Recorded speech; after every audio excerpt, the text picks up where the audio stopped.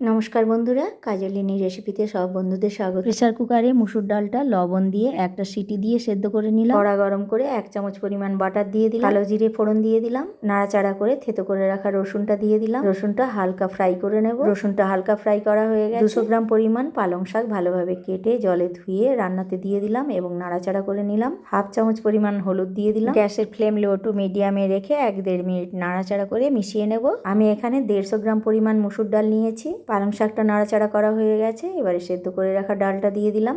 ডালটা ভালোভাবে নাড়াচাড়া করে ফুটে ওঠা অবধি অপেক্ষা করব। ডালটা ভালোভাবে ফুটে উঠেছে, এরকম পর্যায়ে 2খানা চেরা কাঁচা লঙ্কা দিয়ে আবারও ভালোভাবে নাড়াচাড়া করে মিশিয়ে গ্যাসের ফ্লেম অফ করে দিলাম। তৈরি হয়ে গেল শীতকালীন সবজি পালং শাক দিয়ে মুসুর ডাল। গরম গরম ভাতের সাথে আমরা এই পালং শাকের মুসুর ডাল পরিবেশন করে নিতে পারি। আমি এখানে মুসুর ডালের রসুন ফোড়নের সময় 4 কোয়া রসুন ব্যবহার করেছি। রেসিপি ভালো লাগলে লাইক দিয়ে চ্যানেলটি সাবস্ক্রাইব করার অনুরোধ রইল। ভালো থাকবেন।